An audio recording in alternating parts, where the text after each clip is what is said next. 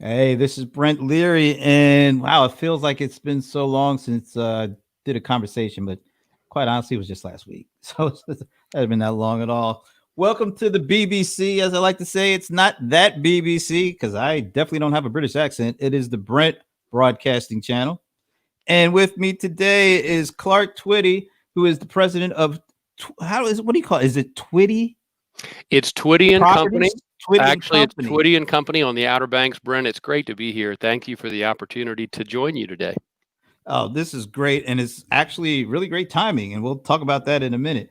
But before we get too deep into what we want to talk about, which is how you guys are actually using data and analytics to do what you do in the travel and leisure industry, particularly in the time of a pandemic, we're going to talk about that. But maybe I ask this of every person I have these conversations with. Do you have a favorite football team?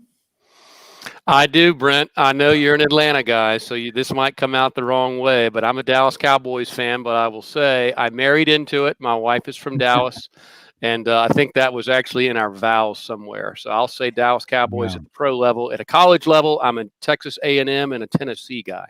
Wow. So you're SEC I'm and a SEC.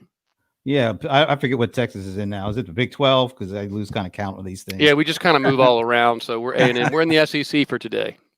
So now, if you had said that you were a Cowboys fan, let's see, 20 years ago, Mm-hmm. um, then I would have had a bigger issue than I have today. Yeah. I'm a Rams fan, and in the Ah. 70s, as a little kid, you guys used to kill me every year. You know, we would have this great team, and then we play you guys in the playoffs, and then I'd go home crying to my Well, loved ones Brent, and all that. in the spirit of bringing people together, Eric Dickerson went to SMU in Dallas. So if you're a Rams fan, you're also an SMU, a Dallas fan too. So that's something you and I have in common. Great save because Eric Dickerson is my absolute Yeah. favorite football player of all time. Nice. I'm glad And we've got that one. I even before he was a Ram, when he was just had the prettiest running back style I have ever seen. The Pony Express, him and Craig James. Absolutely. The James gang. Absolutely. Yep. All right. So we can continue on in a Okay. good setting here. I'm glad to know. Yeah, we didn't have a cup of coffee. We cleared that hurdle. It's nice to be here and glad we were able to talk football. Smooth sailing from here on in, man. So tell us about what you guys do at Twitty and Company. So Twiddy and Company is headquartered here on the Outer Banks of North Carolina, just south of Norfolk, Virginia, about 4 hours south of the DC Metroplex area, DC Metro. And we are right in between homeowners who are operating a vacation rental home as an operating company and guests, traveling families who choose to spend their family vacations on the Outer Banks. And we represent the business interaction between those two, not unlike some of the more national things you may have heard. Airbnb or HomeAway, we do it in a professional capacity in the Northern Outer Banks. So we didn't know the timing was going to be so perfect for this conversation when we decided to do this last week. But why don't you talk about why this time is really interesting, particularly to you and your industry? Brent, I'm happy to chat about it. It's an exciting time, and so many times we think that professional property managers like Twiddy and Company compete directly against Airbnb. I'm actually on the other side of that argument. If you're in the vacation rental business, this is a watershed moment in the history of the business because Airbnb, as we know, is approaching an IPO, an initial public offering, and has very recently filed their SEC filing, which details the financial operation and really the language that has been for so long in the vacation rental industry shrouded in a small groups of small and medium businesses all around the country. So today we've discovered or are reading about what we think will be the Rosetta Stone of the vacation rental business as we articulate how we provide value to multiple parties and stakeholders. And Airbnb is, for the first time in the history of our country, is developing in a publicly investable platform as an equity to compete very directly with the hotel segment. Long story short, today is a watershed moment for the vacation rental business. It's the first time any of us have been able to begin to buy vacation rental homes as not an alternative accommodation. We've been that for 50 years. Now we're officially mainstream with that filing. So pop the champagne. It's a great thing to see. And quite honestly, that your industry needs good news, because it It had to does. have been tough when you think about how hard the pandemic and kind of the shelter in place hit all kinds of industries, but you guys in particular. Why don't you tell us a little bit about how how it's been for your industry? And we're actually getting ready, or it feels like we've already entered phase two of what's Absolutely. going on. So tell us a little bit about that. Well, obviously, I'm paraphrasing Churchill when I say that the travel and tourism industry broadly sailed right into an economic steel curtain.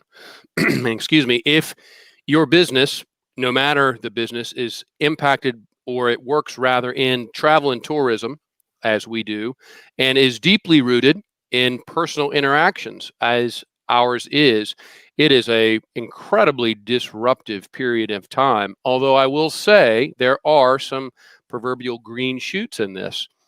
Larger travel and tourism, obviously airfare, obviously the air destinations, the Bahamas, the Disneys, the cruises, Europe, if you're in the United States, have continued to see huge disruptions. In the vacation rental business, certain elements of that have remained very resilient. And in fact, some have actually done okay.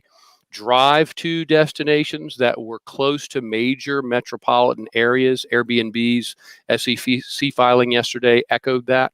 So here on the Outer Banks, we were able to be pretty resilient in the face of that. And after the initial shock of some access and travel restrictions, the single family home market just south of the DC metro area was remarkably resilient. By some measures, one of the most vibrant vacation rental markets in the country this year. And we're fortunate to say that, but obviously the recovery in travel and tourism broadly continues to be a tale of two cities. The urban areas, the business travel, large functions continue, I think, to be virtually non-existent. And now, to your point, with the second phase, those headwinds only grow stronger. So take me back to before COVID. You guys, and I think maybe this has a plan or a say in how you've weathered the storm. But even before the COVID and the pandemic and all that took place, you guys were already looking at leveraging data and using data analytics in a way that you had learned from your stint in the military. Why don't you talk a little bit about your stint in the military and what that did in terms of giving you the insight into how important analytics were, and then why you were able to bring that into Twiddy? Sure. So I was fortunate to join the service not long before 9/11, and then I worked in the intelligence community. And it sounds glamorous, but what we really do is try to sift through an enormous amount of transactional data of various levels of quality and confidence and distill that data into actionable insight so that people can make better and more credible decisions with the best probability of strong outcomes. So we do that everywhere in the military. And when I got out of the service, I came back home, and Twiddy and Company is a family business. And we said we had the very same problem on a much smaller scale, obviously, and with a different mission. We had literally, like so many, I'm sure, of your listeners, just mountains of transactional spreadsheet data about hundreds of thousands of customers interacting across decades of time. And it became very problematic for us to distill actionable insights that allowed better decisions. Long story short, one day we got in the car and drove literally up about 3 hours into Raleigh, Durham, and actually knocked on the guard gate of the SAS complex. And this is a true story, I brought a bunch of seafood with me. And I knocked and said, well, I'm here to visit SAS. And the guy said, well, do you have an appointment? And I said, no, but I do have a fresh tuna. And if there's a business development guy here, I'll trade fresh tuna for 15 minutes. And he told me to wait and called. And about 2 minutes later, gave me a pass and said, go to building D. And somebody came out and said, I've never seen a pitch like this, but if you've got fresh tuna, we've got 15 minutes. And a little more than a decade after that, we, I think, have grown by leaps and bounds because of what we have been able to learn in that partnership. Man, who knew a little fresh tuna would go so far, man? That's when you live awesome on the stuff. Outer Banks, a fresh tuna sometimes can motivate somebody. So that's a true story. That's how we did it. So mostly, a lot of folks, when they think of using data analytics and data scientists, they think you have a huge operation. What's the size of Twitty and Company in terms of people? Absolutely. Twiddy is probably one of the smaller businesses out there to use that SaaS product. It's globally famous. And here we are. We've got about 125 full-time staff, and we manage a little over $1 billion of private investment. That makes it sound big, but from a relative scale standpoint, our data science team is 4 folks. And we sit around all day with homeowners and our own team and try to come up with what the future is and try to not achieve average results, obviously, within the industry. We say superior results no matter the market cycle. One of my buddies is already commenting. Who knew tuna? Yeah. I think you might have started a trend here with some tuna bartering for Yeah. software and things See, like that. and if I asked one of your buddies and just said, hey, do you have 15 minutes? Inevitably, we're all busy. But if I say, hey, I caught this tuna yesterday, it's fresh. Here's some wasabi and some soy sauce. Are you up for 15 minutes? The probability in that outcome goes way up. Knowing the guy who just commented, it goes extremely way up. All right, Yeah. just And you I'll that get in right the there. car. I will get in the car. All right. So you said you have 4 data scientists, but I saw Yes. on one of these videos that you were partnered up with SAS, Oh, thank like you. 80% of your company actually leverages the data science or the data or even works within SAS. Absolutely. That's one of the things we learned from the time in the military. Data analytics that reside in an ivory tower and in the end aren't accessible to the folks on the front line have greatly reduced value. So one of our hallmarks, particularly in the pandemic crisis, has been a commitment with our team that problems and challenges are best identified on the front line. And then that makes sense that correspondingly, the decisions to fix those problems are also best identified on the front line. So it becomes the responsibility of folks like me to make sure that front line decision makers have access to the insights and outcomes they need to make their decision making as good as it can possibly be. So if 5 people in the organization have data analytics at their fingertips, I would say that's absolutely opposite of what it needs to be. It needs to be 95 people who are making frontline human engagement decisions with the support of data analytics. And if I'm not mistaken, you also have a regular meeting of your data We science, do. and so that was going on pre-COVID, right? So one of the challenges that we had particularly as a family business that has been now in operation for more than 40 years is a culture change. So how did we go about changing the culture? And long story short, we made sure that we had a regular rhythm and that we prioritized the use of data in our decision making, not only today, but in our scenarios for the future. We have a weekly, what now we call research and development meeting that combines some of our customer facing teams, some of our sales teams, and now also our analytics team to make sure that we are surfacing challenges and opportunities as rapidly as we can from the front line. And then our analytics team works to fill those challenges and opportunities with the right information at the right time, at the right medium to make that decision, that customer facing decision, as good as it can possibly be. And speed is a component for that, particularly in a crisis. So the faster we can do that, the faster we can maintain what are inevitably fleeting competitive advantages. All right, so this is cool stuff. So you started early.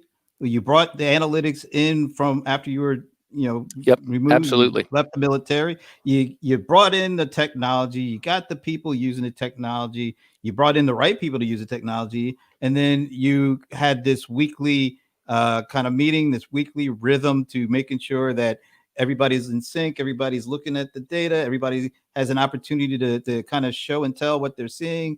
And so that's a kind of a great setup for when a pandemic hits and just shakes everything up.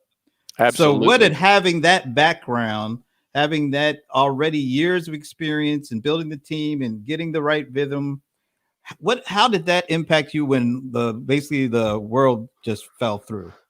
You know, what a great question that is, and I'll throw out a couple words. If you boiled our business down to 1 or 2 words, the first word is trust, and the second word is probably listening. That's our core competency as an organization. So, to your point, we had gone about doing that for all those years. And when the pandemic hit, we trusted the information we had, and we trusted our ability to listen to our stakeholders and reflect back what was most important in a very fast way, and also minimize the risk of emotional decision making, particularly in the pandemic.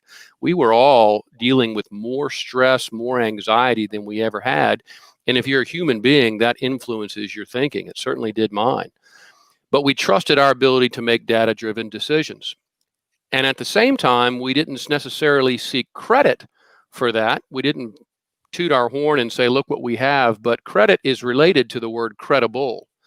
So when we reach out to our stakeholders and we talk about what our strategy will be navigating this economic steel curtain and these uncharted waters of the pandemic, our approach was very credible because I think we had proven we were willing to use and invest in data analytics, that our decision making would always be informed by information and insights we were able to coalesce based on customer feedback. So as we reached out, for example, to our guests, our traveling guests were very much a DC metro core market. As you can expect, that traveling population was dramatically impacted by COVID. It was critical that we were able to maintain credibility in the face of the unknown. And when I say the unknown, they want to know if they're going to be able to come on vacation, and if not, get their money back. And not only that, but the homeowners who are operating their home, not as a home, but as an operating company, and are worried about, frankly, the ability to pay bills and to continue to operate a profitable business. The credibility we had in that, I think, is one of the things that gave us a leap ahead, if you will, in plotting our strategy and communicating that strategy. I'd say a quick hello to my buddy Sven over there. Sven is over in Germany. Shout out to him over there. Guten Tag. There you go. All right. So I just last week I spoke to a buddy of mine who is the CEO of a company called Lola.com, Lola Travel, and they are, they help companies with their travel arrangements. So kind of like what you faced, they faced a 97% drop in revenues in April. But one of the things he said was, although their customers weren't able to actually do anything because they weren't traveling, they had a good enough relationship with them to just have talks, just keep the conversations and communication open to get feedback. And because of the relationships they had with their customers pre-COVID, they were able to find out from them things that turned out to be opportunities for assistance that they did need, that wasn't travel related, but it was another area of their business, expense management. And so they worked collaboratively with these customers, and they were able to, within a 5-month, I think it was a 5-month period, create an offering for expense and spend management.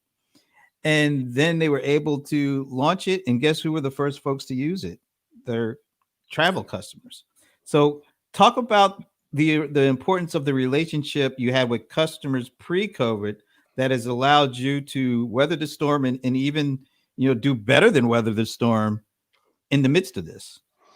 What a great story that is. That's a wonderful example, I think, of the proverbial thinking outside the box and listening to customers. I think one of the things we realized right up front, particularly going back to that notion, this defining characteristic we had about being rooted in personal interactions, is we realized that we needed to digitize our personal interactions. We had to digitize, in effect, Southern hospitality. But the aha moment, it's not a fear-based component where you say, oh my gosh, we are going to be irrelevant shortly.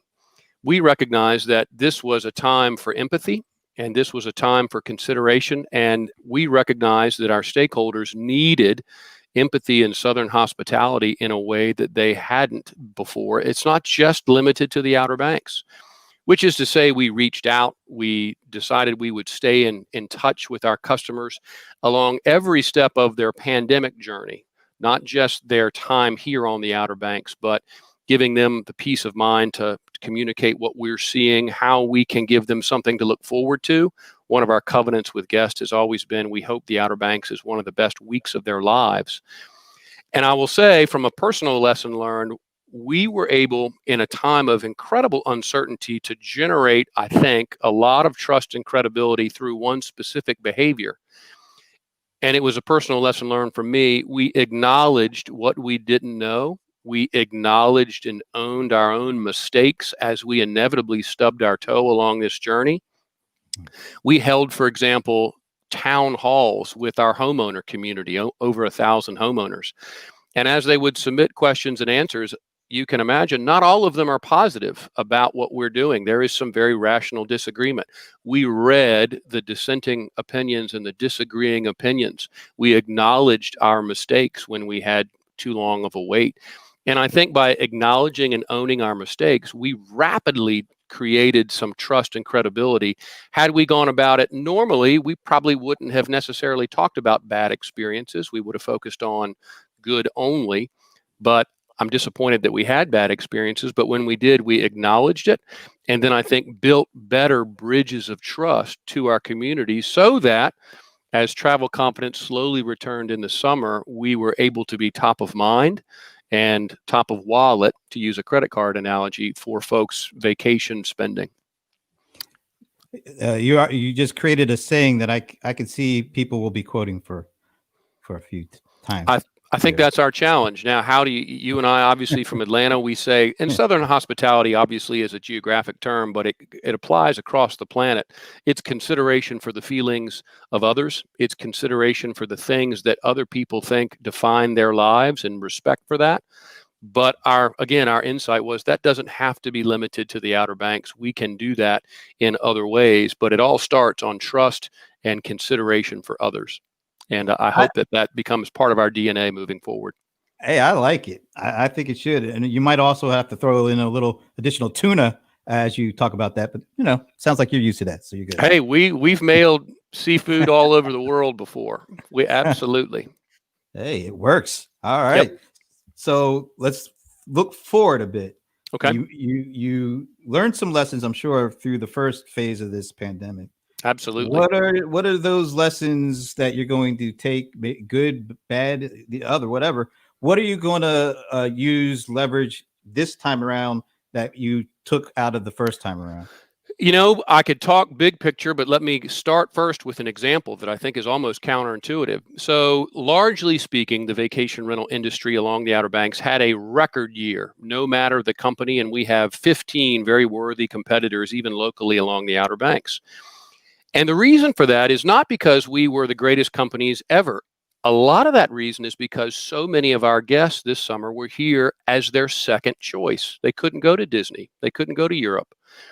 So now our challenge becomes, how do we turn a bunch of guests who were here as their second choice and create the Outer Banks as their first choice moving forward? And the way to do that, obviously, is to listen very well through feedback mechanisms. It's also to stay in touch with them routinely.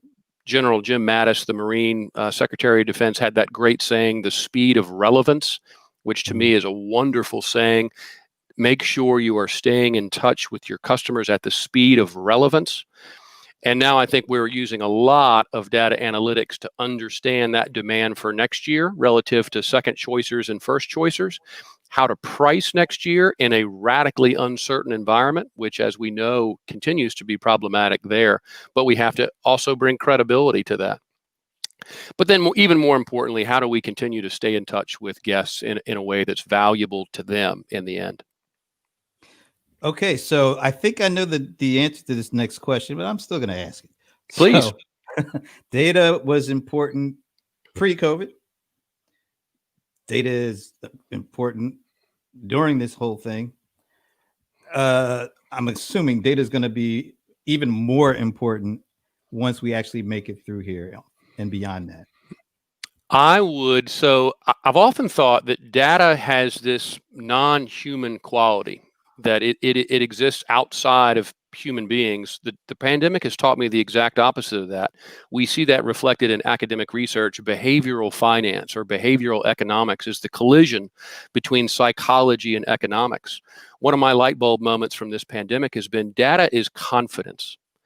And the more you're able to share data, The higher the ambient uncertainty, and think about the ambient uncertainty in America right now, and much of the world for that matter, the more data we're able to present with clarity, with brevity, and with consistency, the more we're able to generate confidence in the minds of the traveling public. To use a football analogy, I've heard Nick Saban say before that success and consistency is the key to performance, or rather, performance and consistency is the key to success. So we have to perform in a way that brings the right information to the right people at the right time. If we do that consistently, we generate confidence. And when we generate confidence, very quickly behind that follows purchasing behaviors.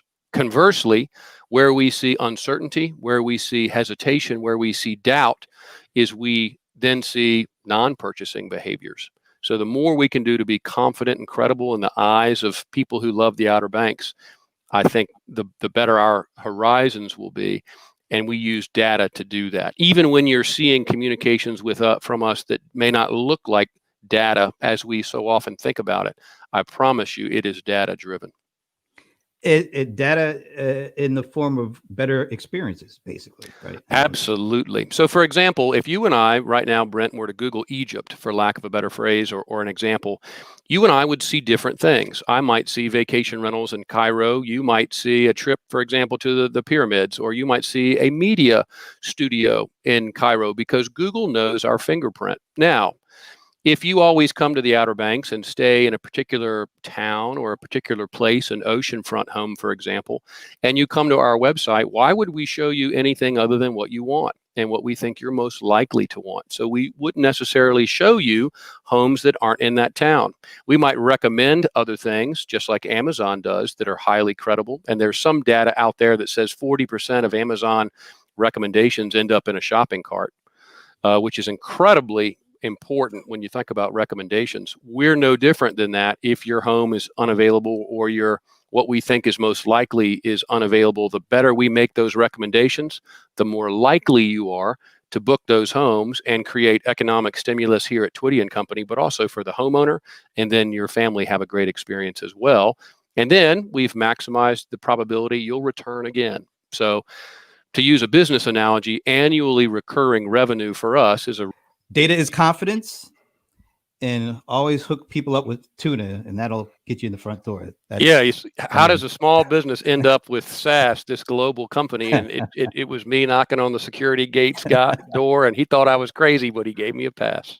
There it is, man. This has been a great conversation with Clark Twiddy. Clark, where can people go to learn more about Twiddy and Company? Brent, thank you for asking. I hope everybody will come visit the Outer Banks. You can find us at www.twiddy.com. Thanks for stopping by. And the Cowboy thing, I can let it go because we had such a great conversation, man. This is big. And SMU, we got SMU together, so we're both in downtown Dallas in our hearts. That's right, Eric Dickerson, still the man. All right, take care. I'll see you Thursday for CRM Players. Got a special show for you on that one. In the meantime, have a great rest of the day.